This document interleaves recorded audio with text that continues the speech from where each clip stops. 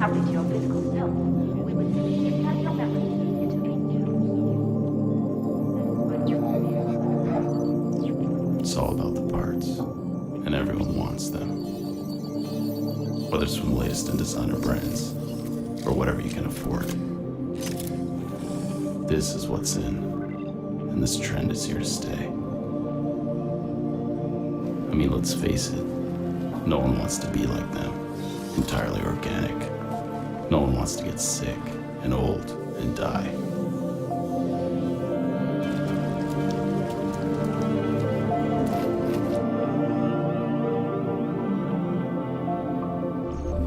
My only choice was to enhance, even if it meant stealing that prototype. This chip is going to revolutionize the world in so many ways. How was I supposed to know the damn thing was classified? Now the whole world was after me. The feds, G-Corp, even the Reapers could smell something special inside me. So now I'm in Bangkok. Figured it was my best option. Unfortunately, being here wasn't enough. I was still being followed. I needed to blend in, disappear. So I headed to the nearest street market I could find. You can get anything you want here, from the tuk-tuk driver selling yum-yum chemical massage, to the latest and greatest in virtual drug programs, robot helpers, holographic suit emitters. You name it, they had it.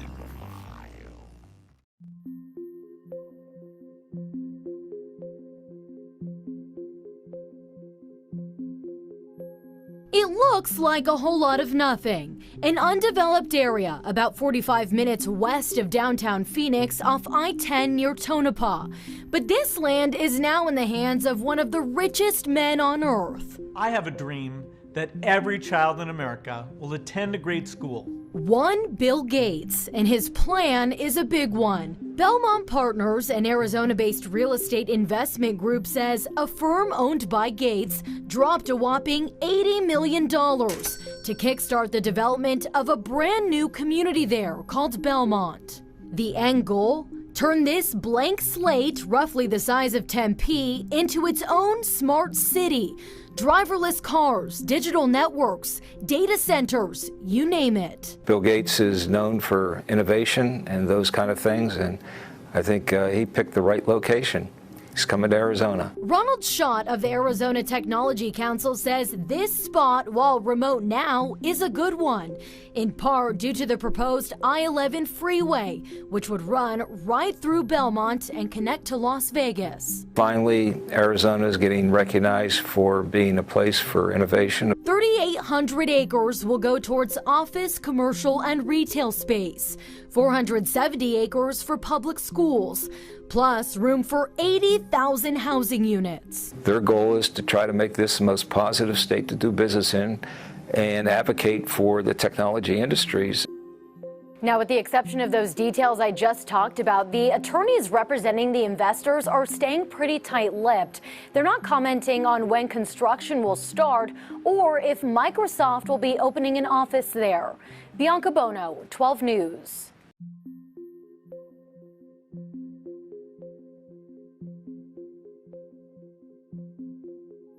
What we're going to be talking to you about now is how we are going to be working with the energy of the Earth grid system. It's important that we recall and remember ourselves as creative or co-creative beings. What's happening right now is that we're being called to action.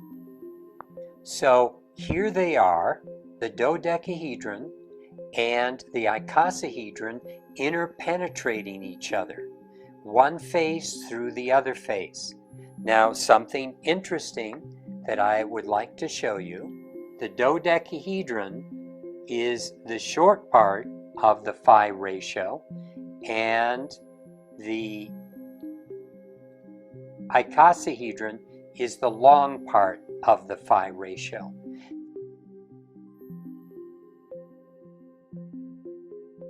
This means that they create a phi ratio relationship, and this shape has often been understood to be the grid that is going around the planet. And when I say grid, I mean the energy flows of the planet, just like within our body we have a nervous system, and we have a circulatory system, we have the meridian system. All of these are systems that allow for the flow of energy. Well, the Earth too has flows of energy, but suffice it to say that the dodecahedron is a critical element in aligning everything in the physical dimension with the higher etheric dimensions and the physical body and the higher dimensional body, often referred to as the Christ body. The dodecahedron is essential for that transformation of energy so that we can truly link up with the higher realms of who we are and being able to express our lives and be creative beings with the use of this particular geometry.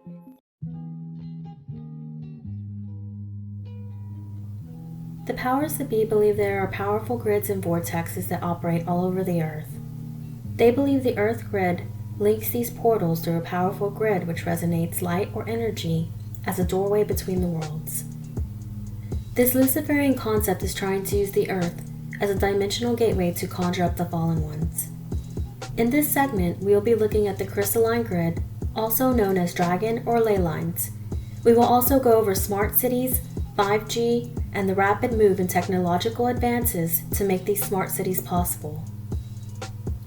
The pyramids, which are all over the world, not just Mexico and Egypt, hold a resonance of crystal light which are built of granite, which has quartz in it. The ancients constructed pyramids, temples, standing stones, and stone circles to align energy with the stars, creating dimensional gateways for these beings to travel from other worlds into our dimension. They called these beings the serpent or dragon people, and I call them the fallen ones that are mentioned in the Bible and the Book of Enoch. According to the ancients, these beings are the ones who instructed them on how to create these gateways. Today we can see the same storyline being played out, only this time advanced technology is being used. Kundalini is a practice where one raises the serpent energy within. The Luciferians also believe they can raise the Kundalini of the Earth by using what they call the chakras or energy vortexes of the Earth. These energy vortexes on the Earth are called serpent vortexes. These portals are spiraling vortexes that spin clockwise and anti-clockwise. This spiraling energy is called serpent energy. It's obvious to see these energy vortexes were created long ago by the fallen ones of this world, as we discussed in my previous videos concerning the ancient one world religion.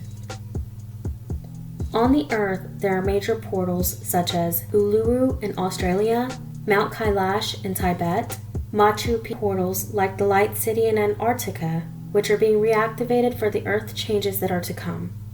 Often there are people who are called councils of light that work at these portals, as they believe they are dimensional doorways that the ground crew can access this energy from. They also believe the electric vortexes are male energy, giving emotional and physical charge and stimulating the consciousness, and the magnetic are female energy, which enhances psychic perception and the subconscious. Electromagnetic vortexes combine both energies, providing balance. Since the female energy has been suppressed for so many years, this may be why we see a rise in feminine and transgender promotion. I will go more into this agenda in a future video. With the final goal of becoming self-made gods, they plan on creating heaven on earth and eternal life with the fallen ones. So as we go over this information, I will leave you with this question. What happens to the people who decide not to take the chip? What happens to the people who don't want to swallow nanotech pills to stay alive? What happens to the people who want to stay organic and opt out of living in these smart cities? Luckily for us as Christians, this has already been written, and we already know what the outcome will be.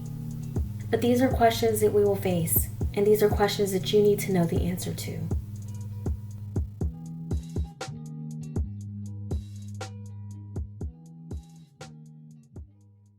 The left, all of it. The entertainment media, politicians, Hollywood studio liberals, screenwriters, actors, college professors and administrators, NGOs, social justice warriors, liberal philanthropists, nutty philosophers, the news media, warped sociologists, man-caused climate change cheerleaders, music industry executives, mind-rot authors, atheist scientists, you name it, the whole lot of them, and anyone else who would fit under the anti-God umbrella.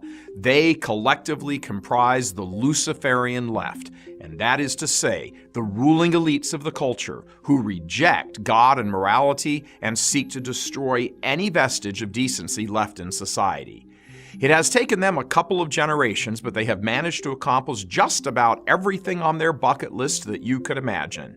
In just the space of my lifetime, we have accepted no-fault divorce, contraception, abortion, shattered families, single parenthood, test tube babies, designer babies, surrogacy motherhood, open sexuality, instant access pornography, the corruption of higher education, same-sex marriage, a giant welfare state, the destruction of the middle class, crippling debt, a no one is accountable approach. Yet everyone goes to heaven. There is no hell. Most people respond that they are basically good people. Yet this is how evil operates. It commits heinous acts. It hypocritically goes after others doing the same things, usually less, and takes the moral high ground all the while it lies, deceives, it covers up, it bullies, it threatens, it extorts, it kills. Then it denies, looks the other way, feigns ignorance, and when it can no longer deny it, feigns shock, disbelief. It is appalled. I was just sick. I was shocked. I was appalled. This whole Luciferian leftist mentality has more than crept into the church. Think about the gay priest sex abuse cases where psychologically disturbed men were accepted into the seminary and then proceeded to rape teenage boys by the thousands. What did leaders do? They promoted them, protected them, lied about them, covered for them, looked the other way, pleaded ignorance, then when finally caught and trapped, pretended they were ignorant and not vigilant enough.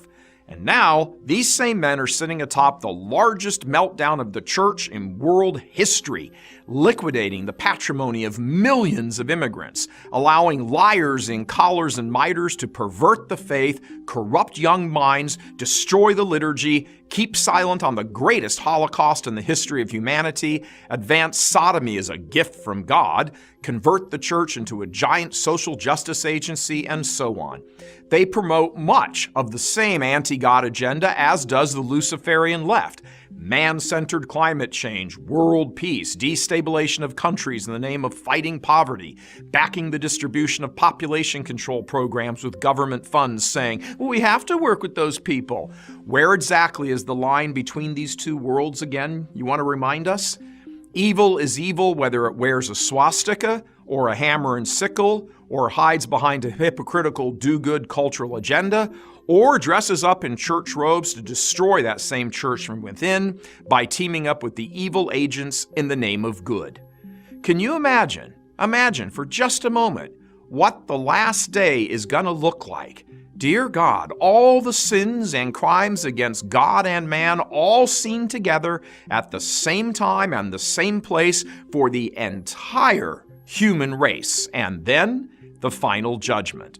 All this evil, intended evil, the plotted overthrow of good, the perversion of truth, the trillions and trillions upon trillions of mortal sins committed by tens of billions of humans, many of whom worked tirelessly to normalize and establish these evils as actual goods.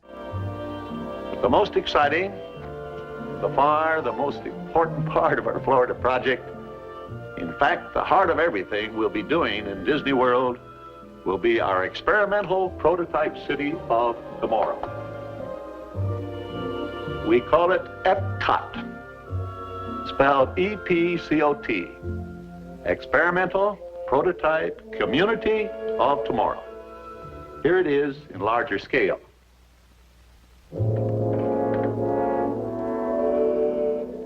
EPCOT will take its cue from the new ideas and new technologies that are now emerging from the creative centers of American industry.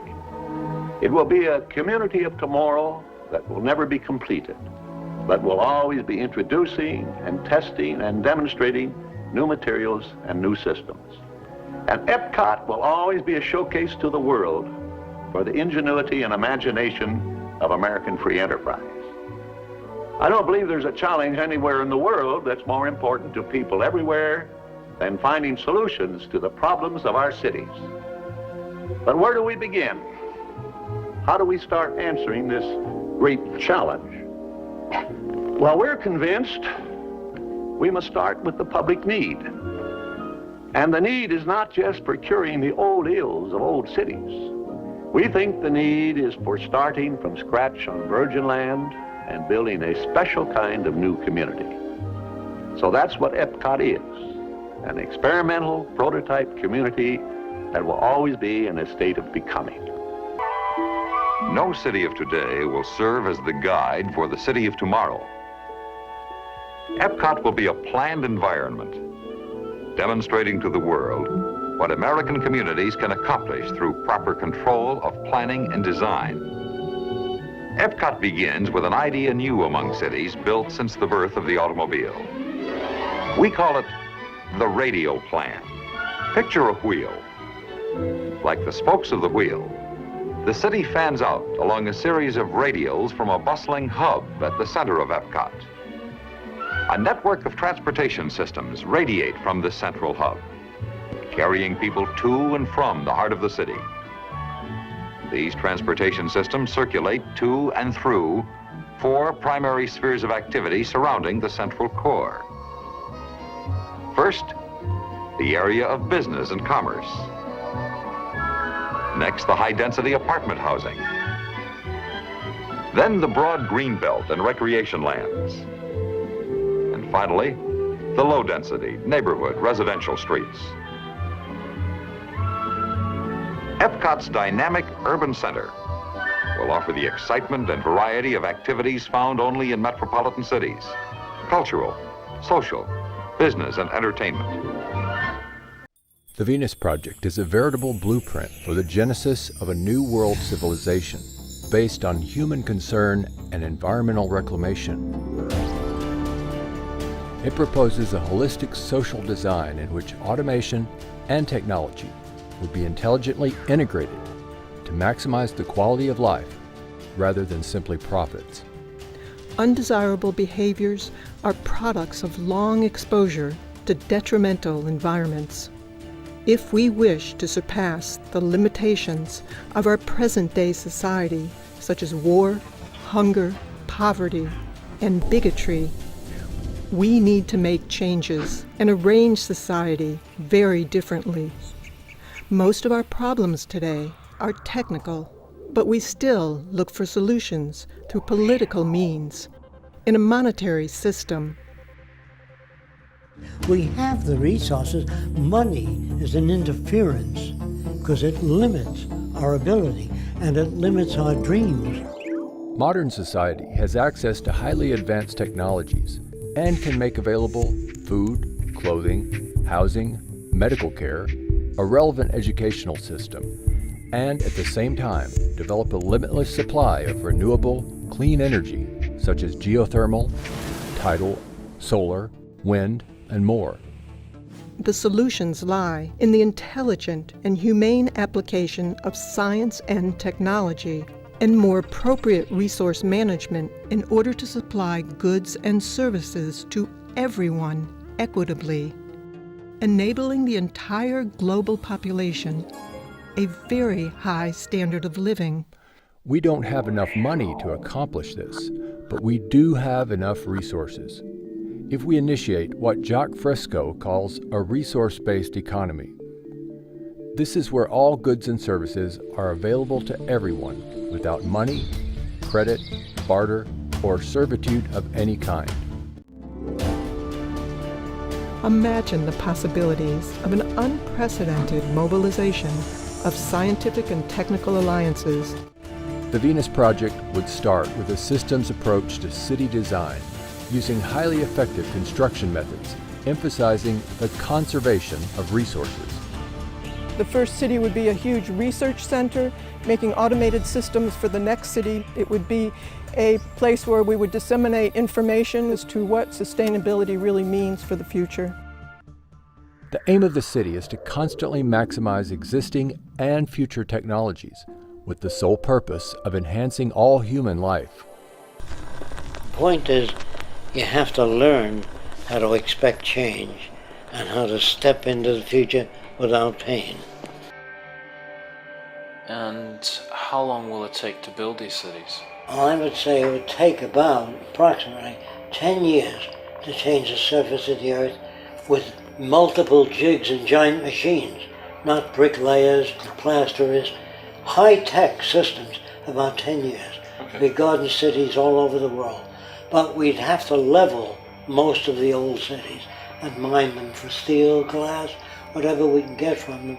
After we level the cities, we might keep a few cities as museum cities to show people what people used to live in, to show kids of the future what the world used to be, just as the pyramids would be preserved.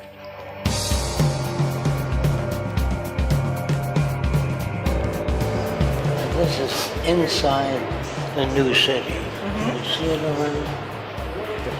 This is just where people live. Flowers, gardens, no slums, no street people, no slums, no street people. When Masons came to America, they practiced their trade in the same way they had in Europe, embedding secret codes within the design and foundation of the American colonies. In the 1920s, an Englishman named Alfred Watkins noted a series of straight tracks or lines upon the Earth's surface that seemed to connect the ancient monuments and holy sites around the world. What he found was that in a number of cases, a number of these monuments were aligned in dead straight lines that extended from a few miles to, in some cases, many miles. He coined the term ley lines to describe and to explain these alignments. Watkins believed that there are some type of grid lines that run through the Earth, of lines of energy or magnetism or electromagnetism or some other kind of attraction over the Earth, and that's what he described as ley lines. Watkins believed that the builders of these sites were aware of these lines that ran through the Earth and that they intentionally built these monuments on these lines. While Watkins' findings were not openly received by all, his views have been most often embraced by members of the esoteric community. In the occult, there's this concept of ley lines, L-E-Y, which are lines of force that some people say are like the acupuncture points of the Earth. And you always want to build things on a ley line. All of the great cathedrals of Europe are built upon these ley lines, which are like currents of power. These currents of power are thought to have magical significance. Some believe they act as portals for spirits to travel to and from the ancient monuments that fall within these alignments. But the question remains, were such power lines important to the builders of early American cities? Were they aligned with a secret purpose in mind?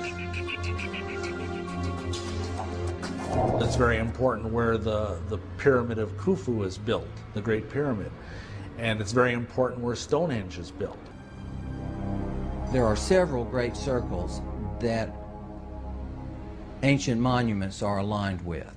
And in some cases, ancient and modern development is aligned with. This might sound a little strange, but I think it's like dreaming with your eyes open. You're just so convinced that what you're seeing in front of you that you know is sort of unreal. You know that it feels so real. Everest conquered.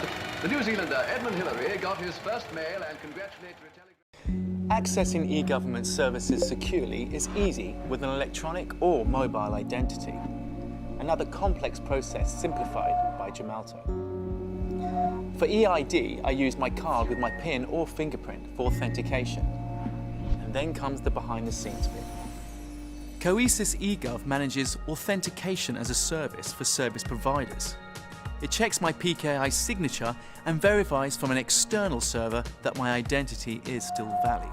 Then I can access whichever e-services I want.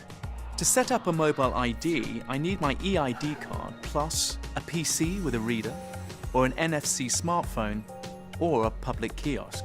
I prove my identity with my EID and then enter my mobile number. The eGov server checks my eligibility with my mobile operator.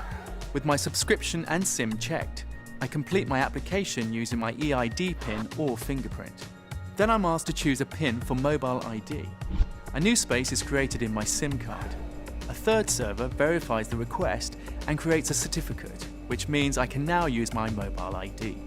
And access my e-services portal with my mobile, or indeed any connected device.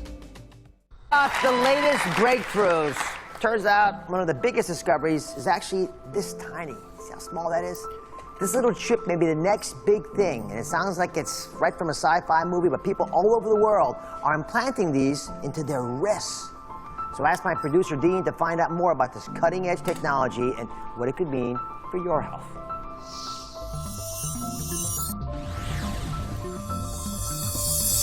Whether it's our smartphones, our watches, our fitness trackers, or our Bluetooth headphones, it's clear that technology is not just part of our lives, it's running them. It's how we buy things, watch things, how we date, stay safe, even how we travel. Paul? Cool. We're so attracted to our devices that they're basically becoming a part of our bodies. But what if they really could become a part of our bodies? Well, guess what? They can. Meet the RFID microchip. This tiny chip, which can be implanted into your wrist, yes, I did say wrist, uses short-range radio frequency identification, similar to the tech used to track your pets or your phone. Once implanted in your body, it could identify you as you pass through the airport, open the door to your home. It could even be used to buy groceries at the supermarket. Now, your driver's license, passport, keys, and wallet are all inside your body, contained in something the size of a grain of rice. I know it might sound like sci-fi, but it's not. 10,000 people have already been chipped, and the number is growing. The possibilities are limitless, especially when it comes to your health. Imagine you're rushed to the hospital without any identification, but with just one scan of your chip, doctors know your name, date of birth, medical history, insurance, blood type, allergies, even the medication you're taking. This chip in your wrist won't just change your life, one day it might just save it. And that's why this little RFID microchip is the next big thing. But where we're headed, and let me tell you, 1 minute, is these devices are now capable of actually recording dreams, but not in a very granular way, in a very primitive way. They can actually capture and identify what a person is dreaming. That is just the beginning of where we are headed. Right now, scientists in laboratories around the world are developing brain chips. Now, these are chips that can be inserted into the brain, and they are wireless. And let me show you. They have actually had a monkey that broke its back. So its spinal cord was severed. The monkey was paralyzed from the waist down. But they inserted a chip in the monkey's brain, and then they inserted another chip in its lower spine. And they allowed the brain to communicate with the lower spine. As soon as they did this, the monkey could walk again. That is amazing. Totally amazing. So they could actually transmit the thoughts of the monkey wirelessly to parts of the body. But it gets even more amazing than that. So they now have, in a laboratory, monkeys with chips in their brain. And then they have an electric wheelchair. And just by thinking, Just with the thought of the monkey, they can drive the wheelchair around. Think about that. If a monkey can do that, what could you do if you had that chip in your brain? They have also done experiments with monkeys with a chip in their brain and a robotic arm. And the monkey, just by thinking, can reach out and grab something like food and feed itself. That is amazing if you think about it. So the monkey's thoughts are actually able to control things outside their body. So when we start to think about the future, about where technology is headed, this is where we're going. We will have brain chips in humans.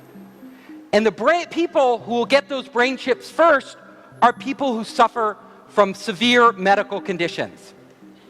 So if you have a severe medical condition, like you're paralyzed from the neck down, or you suffer a brain disorder like Alzheimer's disease or Parkinson's disease, and that brain chip can restore your quality of life, would you hesitate to get the chip?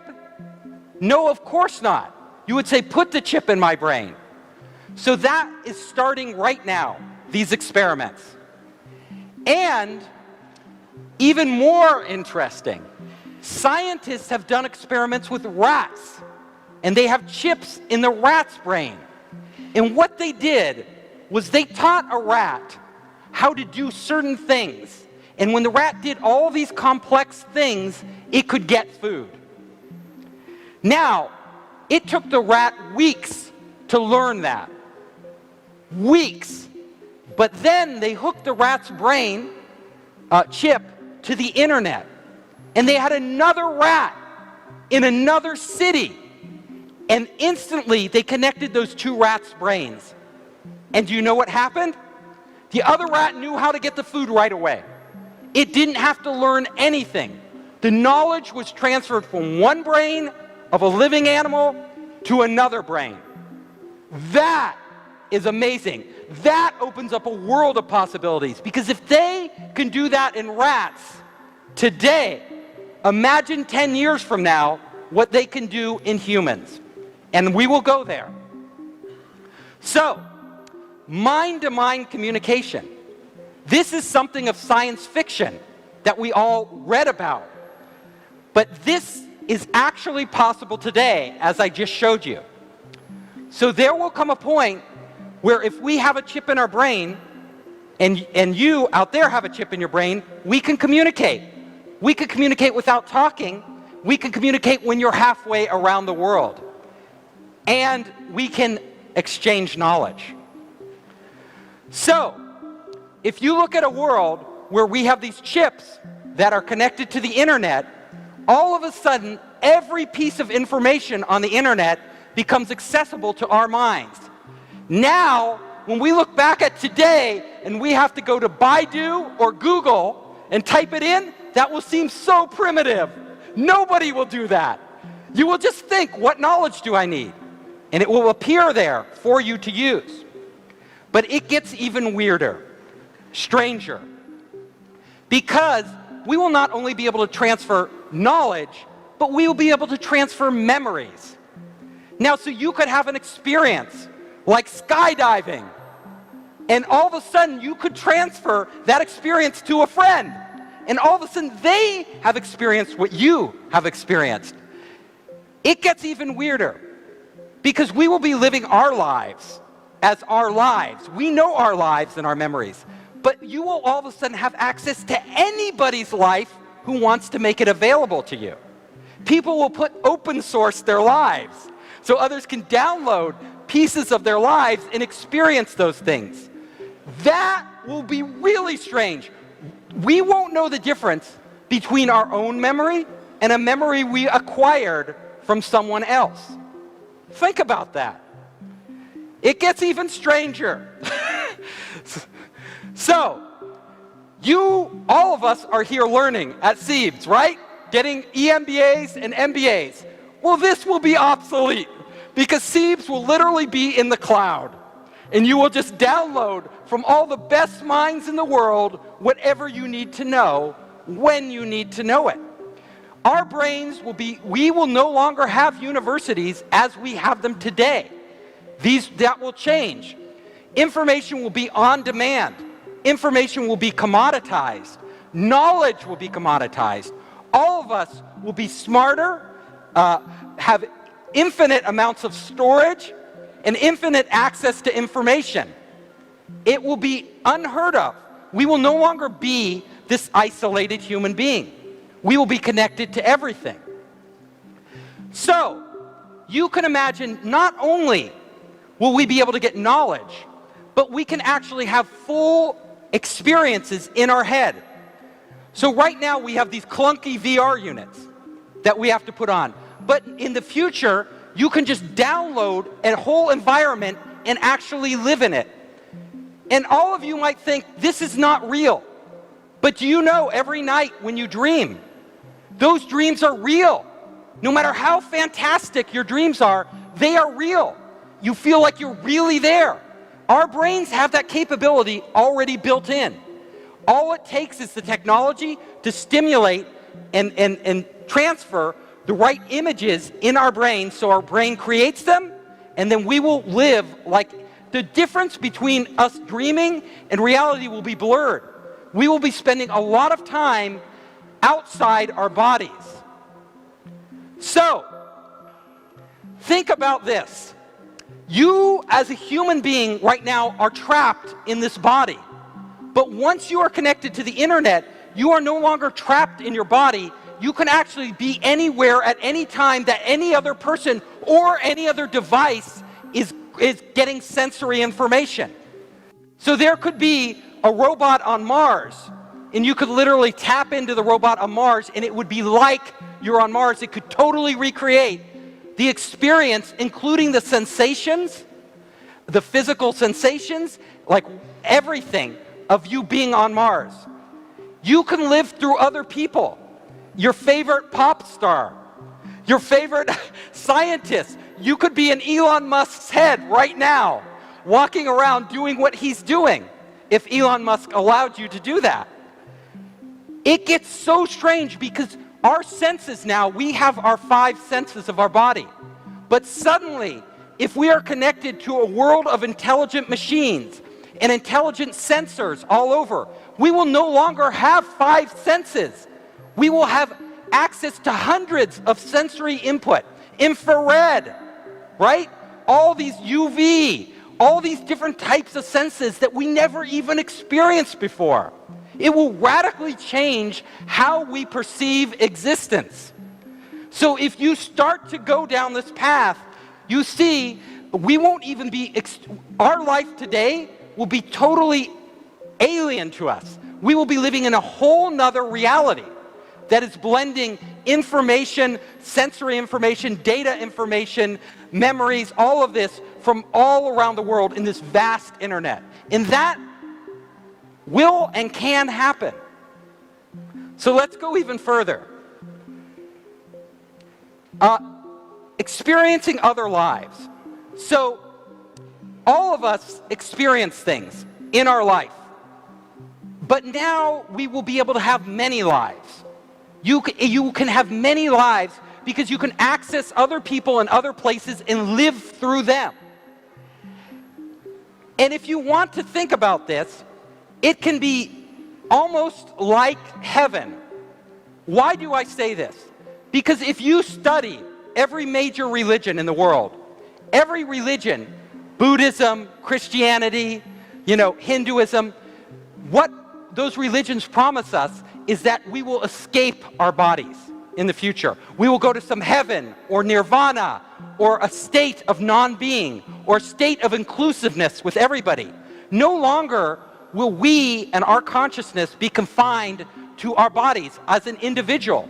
In fact, if you look at us right now as a human being, if I feel pain, if I'm in pain, nobody else can feel the pain I feel. If you're in pain, I can't feel your pain. I can feel sorry for you, I can empathize with you, but I cannot feel your pain. But in this world, we will actually be able to feel the emotions of other people. You can actually not just transfer data and sensory information, but emotions. I would know your pain, you would know our pain, and human beings would never be alone. So, we will come to a point where we, as gods, like gods, will be creating our own reality. We will be redefining what the human experience is for the first time in history. This can happen, and it will happen, but what we want to think about is this. Technology is really powerful.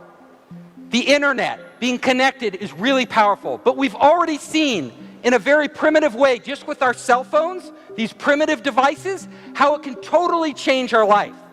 Like all of our lives are changed by WeChat. All of our lives are changed by the internet. Well, we are embarking on a path now where we will become the internet. The internet will become us. They will be inseparable. We'll have our storage and everything else all over the place. And when we do that, we have to understand that this is a big responsibility. It's something we as a society, we as the human race, must think about very, very carefully. Because imagine, people can hack your cell phone now. People can hack your computer, and it can be bad. They can steal your banking information, take all your money. They can steal your identity, but they can't really hurt you. In the future, though, if somebody hacks into your head because it's connected to the internet, they can steal you. They could actually steal you. They can implant memories in your head that you don't have. They could erase memories. They could control you in ways that you wouldn't even know you're being controlled. Is this scary? So I painted on the hand a heaven, but there is also a hell, right? This is heaven and hell. We are on the cusp of this technology that is so powerful and has the potential to so radically transform our lives and our existence, and we have to be very careful about how we do this. We don't want people controlling us. So think about this. Think very carefully. Everybody in this room are very smart people. You're all highly educated. We are going to be making these decisions that lay the groundwork for this technology in our lifetime. And those decisions will affect the rest of humanity more than any decisions we have made in the past. I needed a new look. It was the only thing I could think of to shake him off my tail.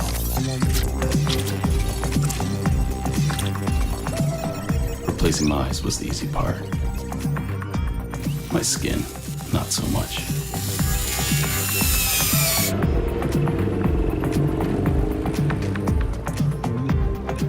Once the painkillers kicked in, I arranged to meet an old acquaintance of mine. If anybody could get me the new body signature I was looking for, it was definitely X. He insisted on meeting me in a crap hotel in the heart of the red light district. Mr. Foreign Man was passing through, and their eyes burned holes in my pocket. The working enhanced knew how to sell. They could be anything you wanted. Girl, boy, lady boy.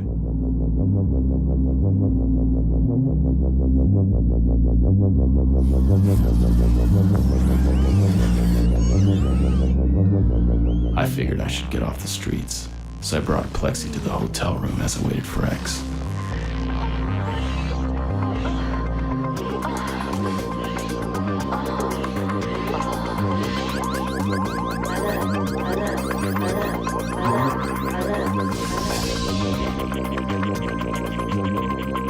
If my compadre doesn't hurry his ass up, they'll light me up and cut this chip right out of me.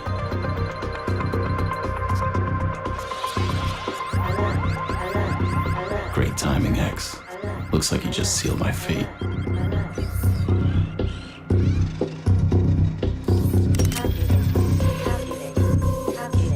I was gonna be dead in a matter of seconds. This version of me is, anyway. After all, I am one of them now. The unreal. And being unreal, I guess, does have its perks. From the day you enhanced, your memories have been storing themselves secretly inside you. Our services consist of backing up those memories for safekeeping. If something were to happen to your physical self, we would simply implant your memories into a new you. That is why it is crucial to sign up for our daily backup program, so you never lose a moment of your life. Strive to live forever, and join the millions of augmented people who have taken this step. You know what to do, Kay. Just click the button below, and all of your fears about death will never haunt you again. Tim, take him down. What about the interaction? You have hand controllers in 3 dimensions in VR, so you can paint using this tool called Tilt Brush from Google. You're now able to paint in 3 dimensions. What used to be really difficult to create 3-dimensional models are now literally a child's game. And we've only seen the first incarnation of virtual reality because so far you're isolated. You're one person in there, you're doing something for yourself. But very soon we will see multiplayer systems in virtual reality, which allows you to collaborate over distances. Imagine painting or working or meeting someone in virtual reality, having a presentation or anything in this. This boundless. And Facebook recently launched something called Facebook Spaces, which is an example of that. Here you can meet out and hang out with your friends and play tic-tac-toe, for example. So we're already seeing this during this year, but it will be even more social during the next year. But both of these technologies are part of the umbrella term called mixed reality. And mixed reality is really the blending of the real world and the digital world. And these glasses will eventually be able to switch seamlessly between augmented reality and virtual reality. And eventually we will have, very soon, within 2 years, we will have glasses that can project digital information right onto your retina. And that will be very, very realistic. Eventually it might be indistinguishable from the real world. And I think my favorite futurist, Kevin Kelly, he sums it up pretty well. The word real is going to be one of the most relative words we know. So what are the ethical implications on all this?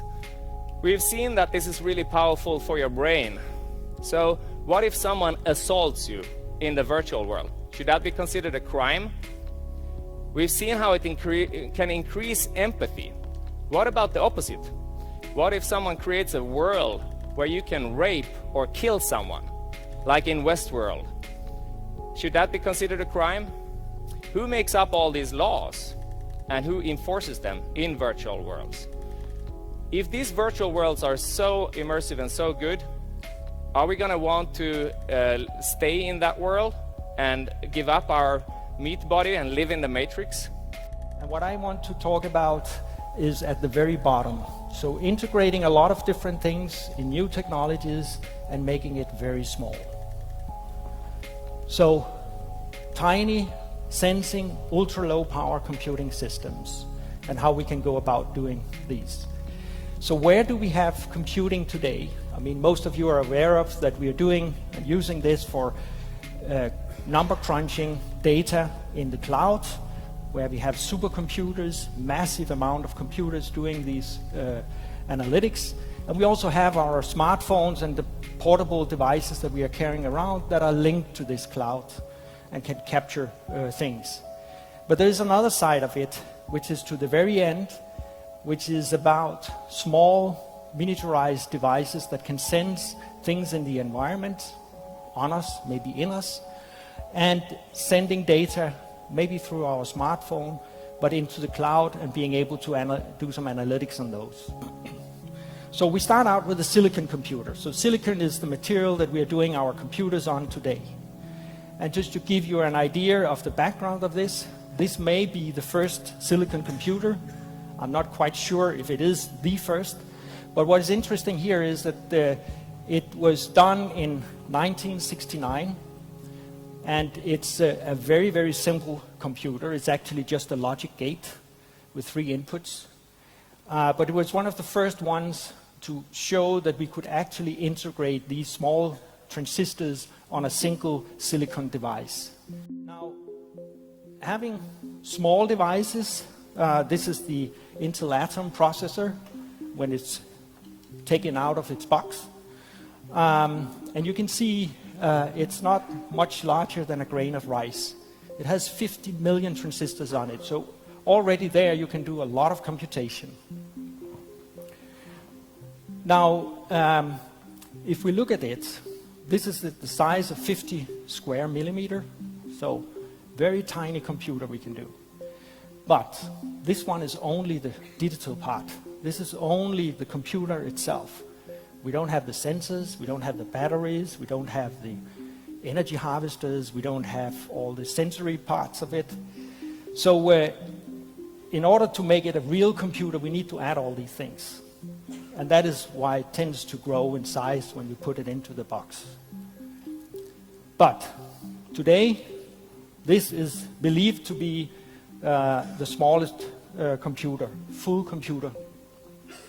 It's nicknamed Smart Dust because it's the size of 1 cubic millimeter. And it contains the computer, the memory, a number of sensors. It has a radio to communicate. It has batteries. And it also has solar panels to recharge. And this one is at the edge of a dime. This is very, very small. And it also has a digital camera. So when you put the lens on it, it gets a little bigger. Now this is a full computing device, and if you have them this small, you can start thinking about what you can use them for. And one of the things that this one is used for, or intended to be used for, is actually getting computing inside your body. So what you see on this one is the computer up here, and then the antenna, a very small antenna, but still strong enough to be able to transmit signals from inside the body to the outside. And what you see, it's lying on the tip of a syringe, so it's a syringe needle. So it is really small. And the group behind this is intended to get those kind of devices into circulating our body to try to hunt for diseases and sending out messages about this. Now this is small. I think we can agree on this. But thinking about doing computation inside your body and try to have things circulating around, why not try to take another approach? So instead of trying to build silicon computers, actually try to use the living material itself and turn it into a computer. Now actually, a biocomputer is something like this. So this is an E. coli bacteria.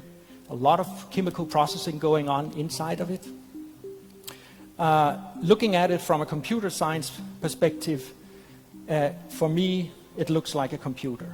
Why? Well, because if I look at it, it actually has the ingredients that I want to have in a computer. It has sensing capabilities, so if molecules from the outside gets into the cell, it can trigger it. It can do some computation, and based on that, it can make a decision of, for instance, producing another type of protein. Now, if we can do computers like this, then on a square millimeter, we can have 1 billion of them. So now we start getting really small. How do we then program these things? Well, I would like to program them the same way that I program my computer. So I want to be able to say something like that if a disease is detected, then release drug to cure, otherwise do nothing.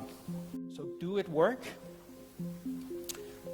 This is an example of what we may see in the near future. So for this one, it's an example on what is popularized as the living pill. So the idea is to look at diseases and figuring out whether you can actually reprogram cells to find and cure diseases in your body. In this example, it's a case of psoriasis, and when you have lesions, you get these red spots.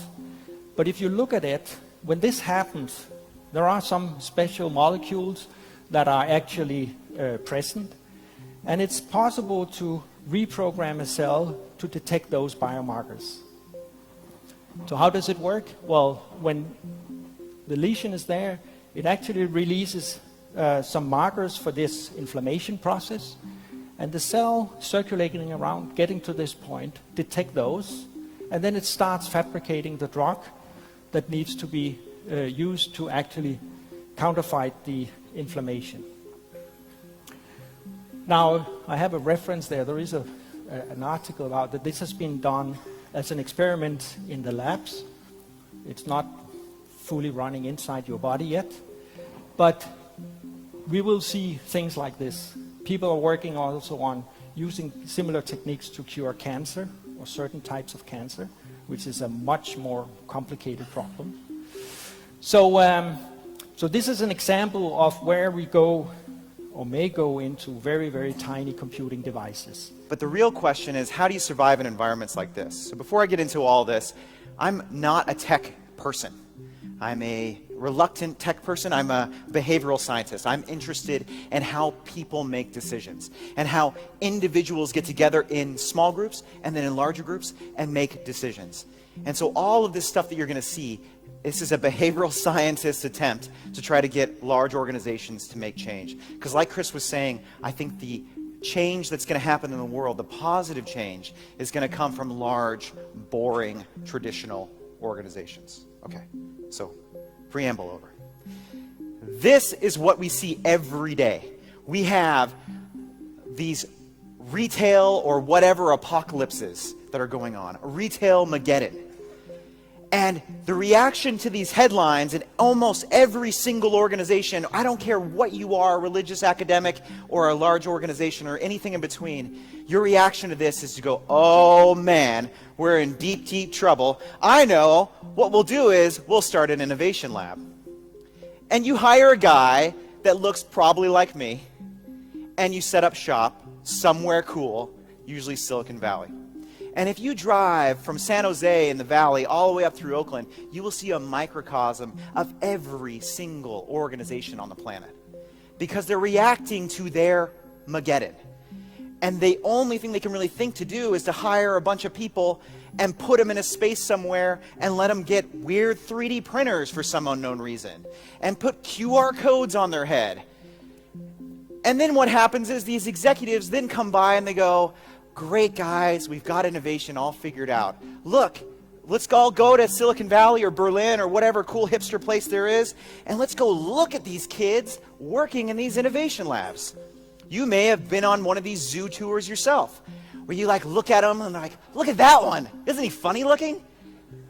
He's wearing shorts on a Tuesday. But much like Mary Poppins, as mysteriously as it arrives, they vanish, because they weren't tied to anything. The real problems aren't tech problems. The real problems are people problems. And these innovation labs, the way it's structured, do not solve people problems. Their focus is on making weird stuff. Success, but it doesn't actually change the organization. So, with my frustration with all of this and how to make big change happen in a large organization, I started to really apply the academic principles that I had learned and the things that I had been studying and create a system. So the system is this, and we literally do this. Story. We hire professional published science fiction writers, Lowe's, Fortune 40, home improvement company, based in North Carolina. We hire professional published science fiction writers. We give them all of our marketing research and trend data, and then we send them out on different directions. 2 years, 5 years, 10 years down the road. And then we give them the primary location of the story. Cleveland, Ohio, for example. And that's the only direction we give them. And then they come back with stories of a probable convergence of people and tech trends and how that might actually play out. Think Back to the Future Part 2. Right? There's a lot of stuff going on in that story, and they got a lot of things wrong, but they got a lot of things right, specifically athleisure. And so then we turn those real stories with characters, conflict, and narrative arc into stories. And the reason why we do that is that your brain, back to the hardware and software system, is set up to love and receive stories. So much so that you don't even realize how much you love it. Back to the alien thing, when the aliens finally come down or reveal themselves, anybody, second chance, anybody want to talk about it? No? All right. You, sir, you kept putting your head down. That's twice now. I've got some questions. When they finally come down, the thing that makes us truly unique is story. It's not our ability to use tools. Other animals do that. It's not our ability to think through problems. Other animals do that. I think it's our ability, it's our love and need for stories. Think about it. If you have a good day, if you have a bad day, what do? You open up a book, you turn on Netflix, you will let stories wash over you. once again, what it does is it allows you to get over the what is happening right now and think about the possibility, much in the way that startups speak and think. But that's not all. It's not just story, it's not just comic books, it's a whole system of behavioral change. And one of those biggest things is actually based here in Denmark through my good friend, Dr. Thomas Ramsøy, who actually helped set up a company called Neurons Inc. that he runs. It's actually quite large. They're here today and set up outside. So what we do is once we have these stories, then we literally put EEG headsets using applied neuroscience, the solution that Neurons runs, and we run through these stories both with customers and then also with our executive team. So our executive team is wearing an EEG headset while they're reading these stories. And then I can sit in the back and go, you know what, guys, they're mostly men.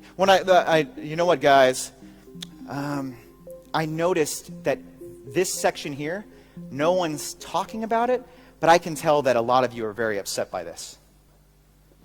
Our brains are information gold mines, packed with information that we have not really tapped into.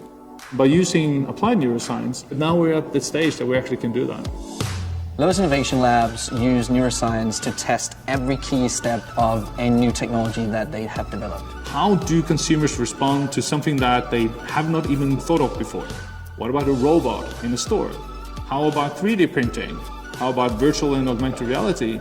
Lowe's Innovation Labs and Neurons go back to some of the research and the tools that I have used academically for commercial use. Neurons was born because Carl pushed me to do it.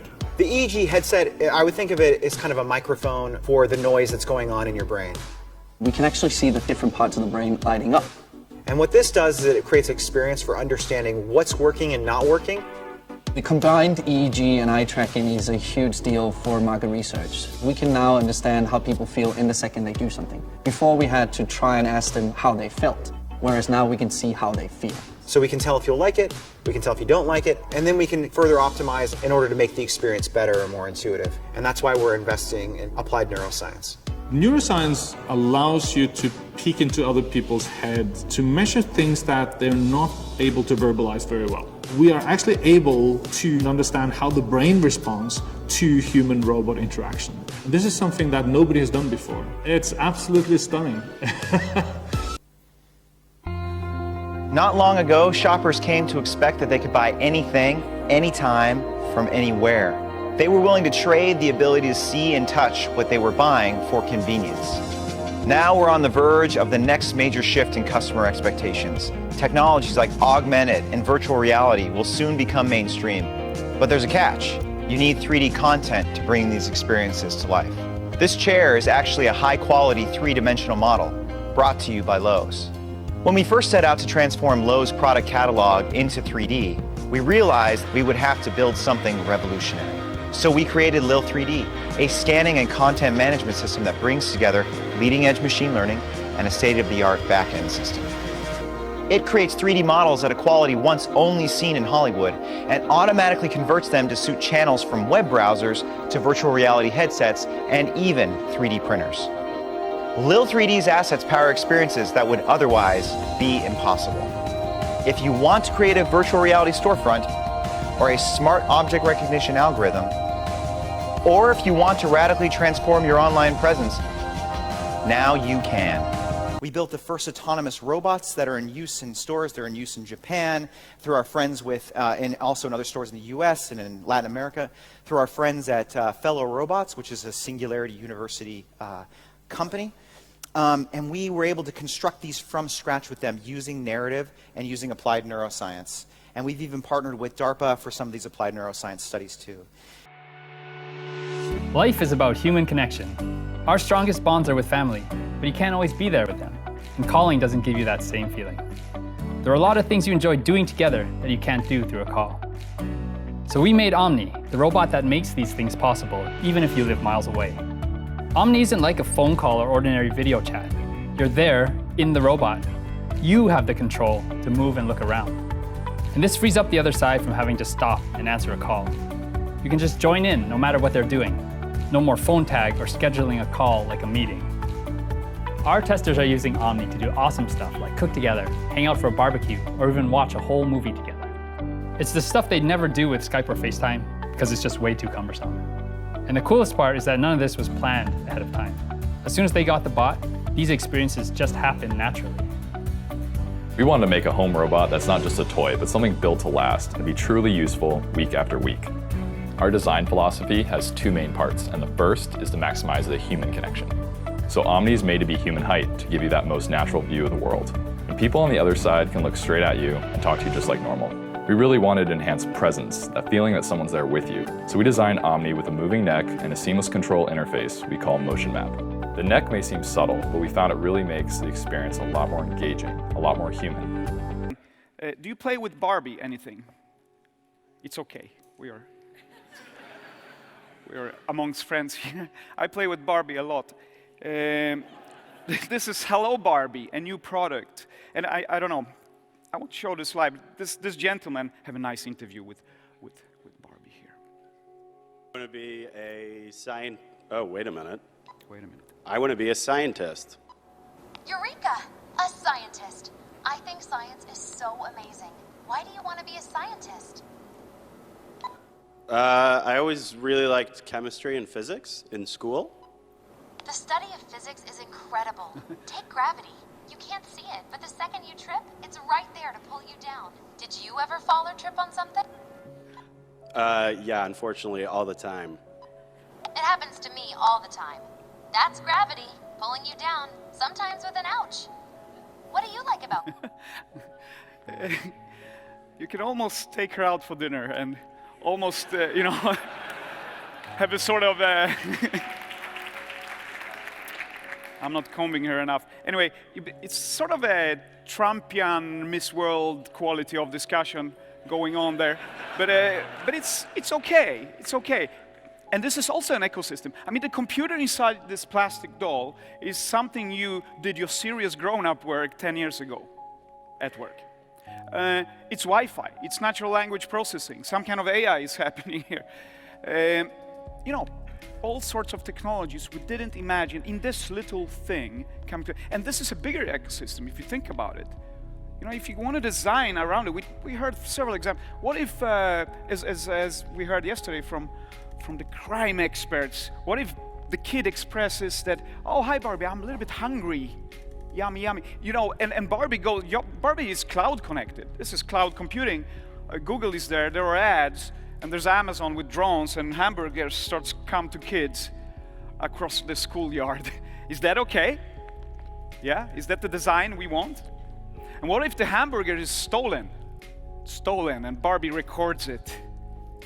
Records the face, there's face recognition, and Barbie calls the police. Hi, is this the police? It's Barbie. You know, this you're laughing, this is doable. Let's do it. I mean, we can just code it. And there's face recognition, the pictures are sent to the police, done. And what if Barbie senses how you feel through her skin, through the plastic? I know it's science fiction, but you know, you have to think about it. By the way, it's not science fiction, because Neuralink is developing ultra-high bandwidth brain-machine interfaces to connect humans and computers. This is where Elon Musk puts his money lately. This dude connects to another dude in another room with telepathy? No, with electricity. And they're playing 20 questions. They can recognize yes and no. With brainwaves today, we can recognize your identity quite okay. Maybe that's your next single sign-on on your computer, I don't know. But this is possible. And this lady, she's paralyzed. And she's controlling that computer. How? She imagines moving her arms. Imagines. Thought power. This is the fastest brain-machine interface today. 8 words per minute. Because, you know, our brains won't develop much more. I mean, the next 1,000 years, this is as it is, sorry. But they will be connected. You will know the math of the world. You will know all the facts. And you will maybe, you know, go, this is not the presidential election you're looking for. And things will be good again. I have no idea. But science fiction is becoming science facts very, very fast. And then, you know, as a designer, I'm looking at these advancements. You've seen this already, right? It's all fantastic. But there is a human relation. It's a bigger ecosystem. There's humans involved. When they started to kick that dog, people started to call in to PETA. Wait a second. Yeah, PETA deals with actual animals. Actual animals, we're busy. Can you go home now? But you see, people have relations to these things. We are humans, we have emotions, we have empathy. The technology and humans grow together. We need to design that world. And many of you are aware what human-centered design is, right? It's a sort of methodology that drives really good design. And if you want to do that, you need to consider what's human-centered, in some years. What's human? What is human? 2040. What's your business model when there is transparent wood from Sweden? I lived in Sweden. Yes, we have transparent wood, at least in the Uppsala University. You know the metal aluminium, otherwise known as non-transparent? Transparent. Also very cool stuff. And otherwise known as very transparent glass, now as solar cells. And we talked about user experience. What's the user experience of energy? Well, that's it. We just demonetize it, as we talked about. You have a house, you have a window, cool. You can charge your Barbie doll. And the house, and your Tesla, and everything around you, your neighbor's car, and everything. So where do you make money? And if that sounds like science fiction, it already happened. On March 11th, California was getting as much power from solar, so the wholesale electricity prices turned negative. And we need to express these business models. We need to think about the futures because they are closer since they are accelerating faster. I'm working for a big company, and 50 years ago, we're 45 years old, we could say, hey, we're gonna live forever. Give me my pension. That is not true anymore. Because if we don't act like we do, we become meaningless. Feel the taste of meaningless and see if you want to be that. And we have too little poetry here, I feel, during the day. So here it comes. You're a ghost driving a meat-coated skeleton made from stardust, riding on a rock. Hurtling through space, so fear nothing.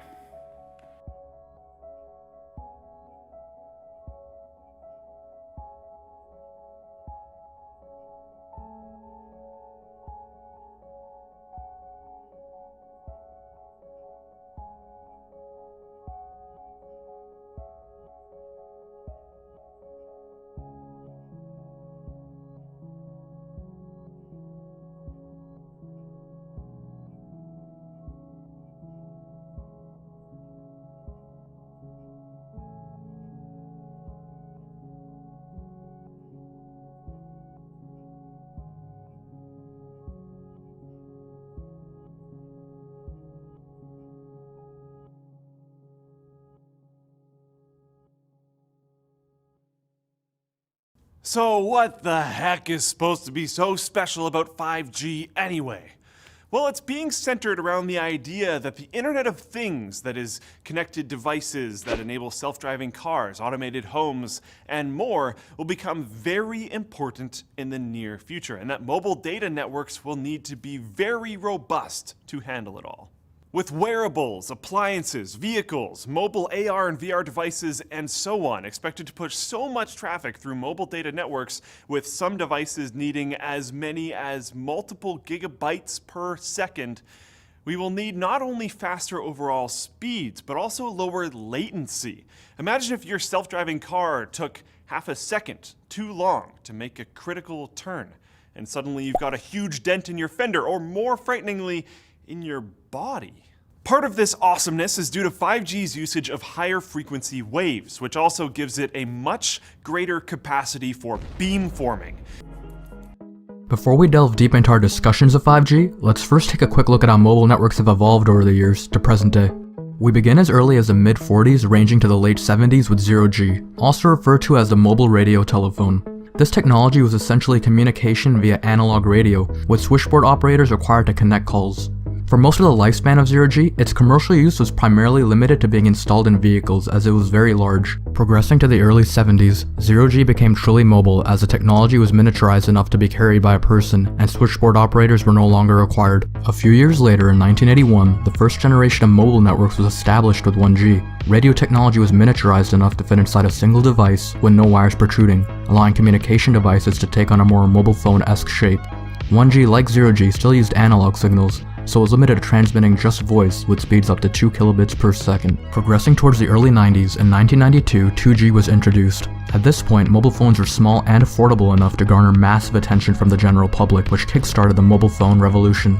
2G introduced digital standards which allowed for short text messages to be sent and had speeds ranging from 14 to 64 kilobits per second. As the network matured with releases of 2.5 and 2.75G, speeds saw increases up to 144 kilobits per second. Moving forward roughly another 10 years, in 2001 3G made its debut. 3G was the first mobile broadband solution and integrated high-quality video, data, and voice, essentially bringing the mobile phone online, with speeds initially ranging from 144 kilobits per second up to 2 megabits per second. With 3G, adoption of mobile phones spread like wildfire. Initially only a product for older generations began to be purchased and given to children as well. As 3.5 and 3.75G standards were rolled out, speeds saw upgrades ranging from 2 megabits per second to 10 megabits per second. Once again progressing 10 years to 2011, we arrive at our current generation of mobile networks, 4G, a true mobile broadband solution. Whereas other generations of mobile networks have added new functionality to our devices, 4G's primary purpose has been to bring faster speeds. This generation has created a world that truly revolves and connects around the mobile experience. Long-term evolution, shortened to LTE, is the first phase of 4G, with minimum speeds of 10 megabits per second, ranging up to a theoretical 100 megabits per second. Now, those theoretical speeds in the majority of covered areas haven't been achieved as of yet. We'll continue our discussion about 4G, its future, how it will improve to reach faster speeds, and more after the next section, as the evolution of 4G is highly correlated with 5G technologies.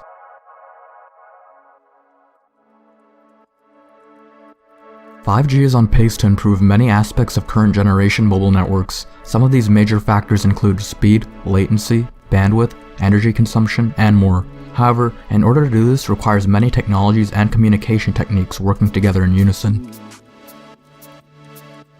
The first of these technologies, and possibly the most important of all, is millimeter waves. From the inception of mobile networks, all devices have been in the frequency spectrum between 3 kHz to 6 GHz. Now, this wasn't an issue in the past when devices were limited to primarily mobile phones. However, with the emergence of the Internet of Things, self-driving cars, smartwatches, VR, AR, and countless other technologies requiring constant fast connections, these frequency bands are becoming increasingly congested. This rate of growth of connected devices is only set to exponentially increase, with some conservative estimates calling for over 50 billion by 2020. If all these new devices were to remain within the currently established frequency spectrum, no device would be able to get an appropriate amount of bandwidth to operate as designed, which equates to slower operation, drop connections, and all those other things we just love. Millimeter waves open up the frequency spectrum from 6 all the way up to 300 GHz, allowing for much more bandwidth real estate.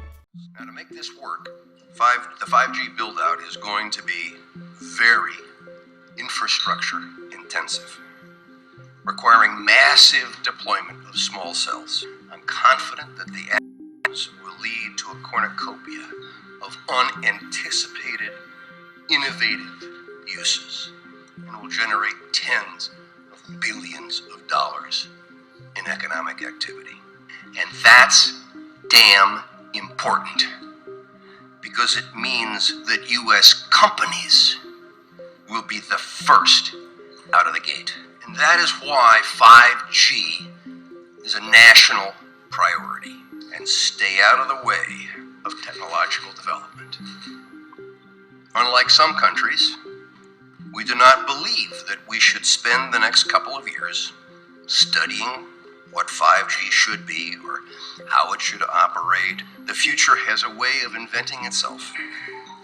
Turning innovators loose is far preferable to expecting committees and regulators to define the future. We won't wait for the standards. We're already seeing the industry gearing up to seize this opportunity. Verizon and AT&T tell us they'll begin deploying 5G trials in 2017, and the first commercial deployments they're talking about are expected in 2020. And we're not done.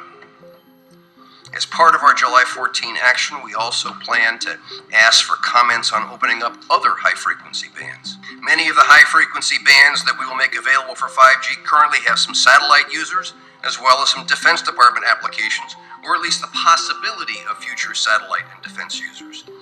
This means sharing will be required between satellite and terrestrial wireless, an issue that is especially relevant in the 28 gigahertz band. But if anyone tells you that they know the details of what 5G is going to become, run the other way. If something can be connected, it will be connected. Hundreds of billions of microchips connected in products from pill bottles to plant waterers. We must reject the notion that the 5G future will be the sole provenance of urban areas. The 5G revolution will touch all corners of our country. A lot more antenna siting decisions by local governments and tightened our shot clock for siting application reviews. America's local governments will play an important role in determining how we fulfill this national priority. You can be sure of only one thing. The biggest Internet of Things application has yet to be imagined. Sitting on top of buildings, broadcasting throughout the city, but now on the street level, the customer is being put on whatever network is in the fastest speed. This could be an autonomous car, it could be any number of things.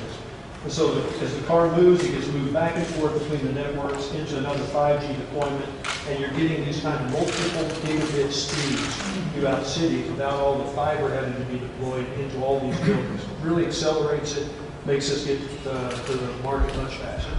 So 5 years ago, 10 years ago, you couldn't have imagined. Wouldn't have thought about it. Those we would not have. And this is 2018, we're deploying this kind of configuration the countries in here are. And in 2020, it becomes mobile. And so this handset would be getting these. So there has to be a tremendous construction savings too, ultimately. It's a huge construction savings. You don't have to deploy all this fiber. You see this little cell site here. You're going from deploying these big cell sites and towers to deploying these all over cities. That's what Marcelo is going to show you, what this technology looks like now.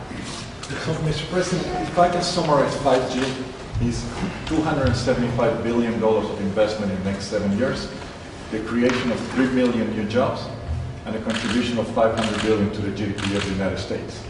What is different between 4G and 5G? 4G, those were enormous towers that look quite ugly. We're going to move to deploy millions of this, hundreds of thousands, and then millions of small cells all over the United States. The problem that we have is it takes us 1 year to get a city to give us a permit, but it takes us 1 hour to install them. And unless we can install them real fast, we're going to lose that leadership that we have today. Those huge towers, all it is now is just a small cell. You put this on the utility poles, you put it in the cable strand, and that's all we need in order to enable. So when people ask about 5G, but they're mostly local permits you need? Basically, we run into trouble with cities, municipalities, counties. Each one has its own idea of how much they should charge, how long should it take. How much is a federal permit? How long is that taking? Well, this mainly will go down to the cities. We're working quite well with the individual problems with certain cities. There's some cities that takes 30 days, there's some cities that takes 2 years, so it's impossible to deploy. So this is why we need to fix this. And that's what 5G, when everybody talks about 5G. Well, we can do a recommendation to the cities all over the country to get it going, and Gary, maybe they can move it faster, because this is truly a great process. But why don't we do a very strong letter of recommendation so they can get it done much faster?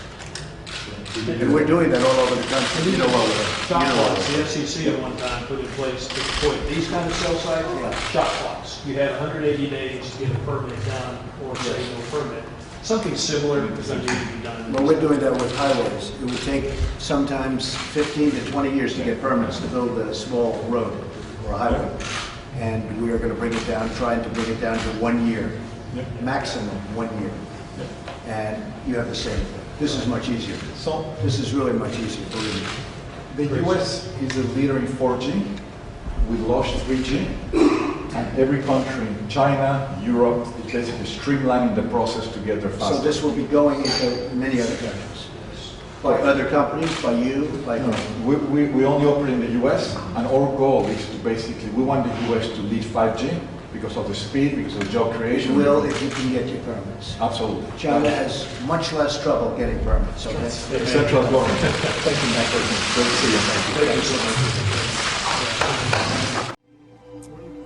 Good afternoon. My name is Ellen Marks. I'm director of the California Brain Tumor Association.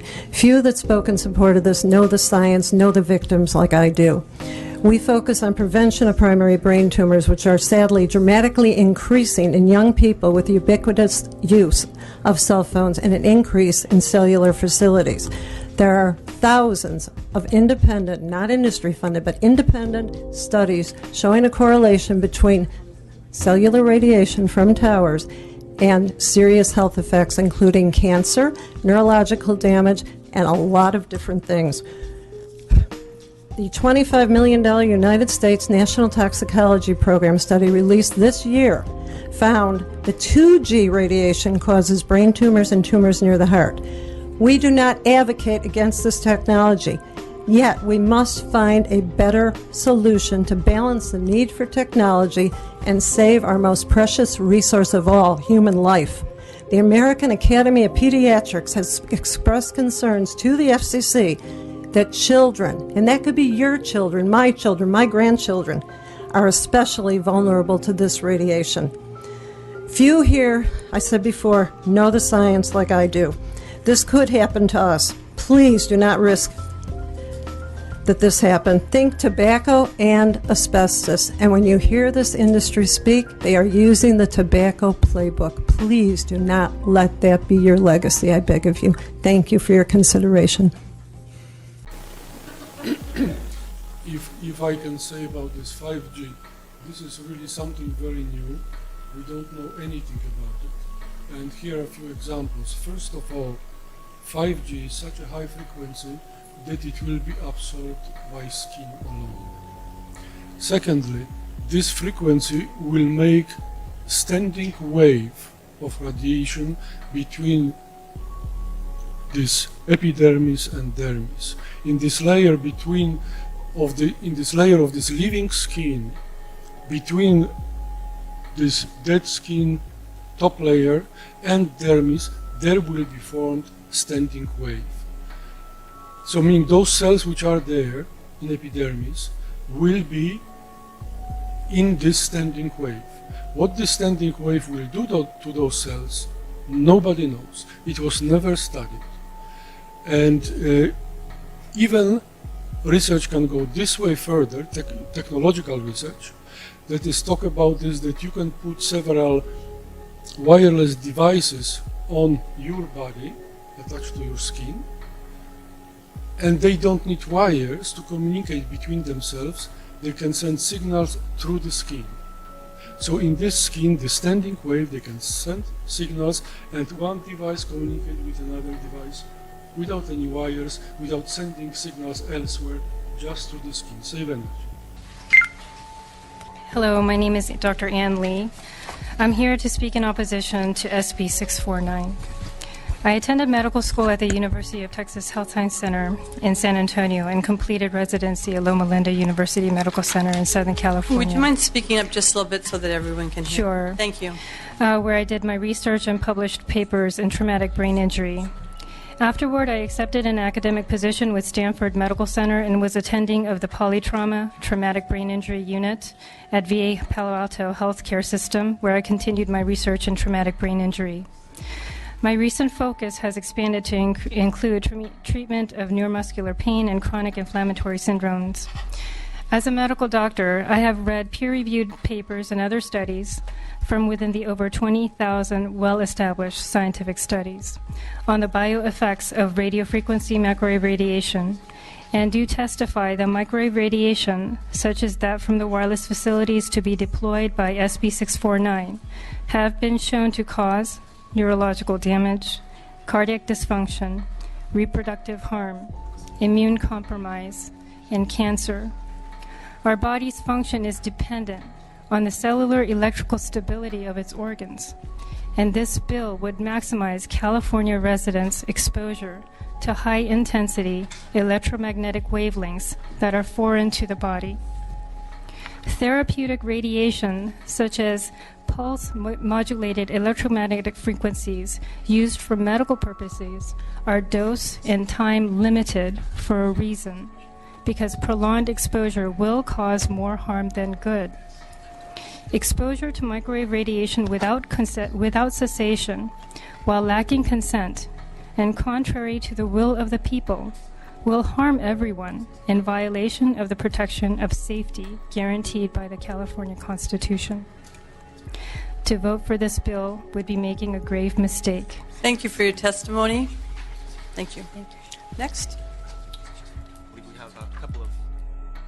I just wanted to comment about what the 5G is. Maybe many of you do not understand. It's at this point we use 3 gigahertz for mobile networking, then the 5G will introduce tens of gigahertz. It's like even 40 gigahertz. And these are no longer microwaves, these are millimeter waves. And they have, as Darius very well explained it, these have totally different biological effects. In fact, millimeter waves are used as a weapon. There are armies that use action denial systems which direct millimeter waves to the attacking enemy, and they will feel as their skin is burning. Of course, these weapons use much more higher intensity power as we expect from the 5G, but it is also interesting to know that already for a period of 10 years or so on the market there are millimeter therapy devices which are very low power, less than 1 milliwatt, and these are used to change the metabolism of the cells, and these are mainly used in Russia and the former Soviet Union states. In the West, these devices are not so well known, but they indeed have a biological effect, and these are very, very low power devices, and they're based on the resonant effect on the cells and on water molecules. One of these frequencies is 42 gigahertz. What happens when you get to that really bad boundary, when the wavelength of your energy approaches the dimensions of your biological structures? All those assumptions now collapse, and you actually really have to consider how the interaction is going to be. So we started this work way back in 2008 when we'd actually seen images similar to this for the first time of human skin. This is an OCT image of living human skin. OCT is optical coherence tomography. Basically, it's a method of imaging the skin as skin. That we happen to have a very high-end vector network analyzer which could send a signal anything from 75 gig all the way up to 110 gig onto the skin of a person and read what comes back. It's a simple experiment, if you put it that way. So what we did, we made a nice little protocol. We measured the hands of people while they sat there calmly. Then we made them run around this particular campus 2 or 3 times, so they came back extremely stressed, sweating profusely, dried their hands so we wouldn't have any problem, and measured the hand again, and looked at what we could see. What we could see resulted in this particular article published in 2008, where we basically stated that these things could work like helical antennas. But the sweat duct was an integral part of the mechanism for the absorption of energy, electromagnetic, between 75 to 110 gig.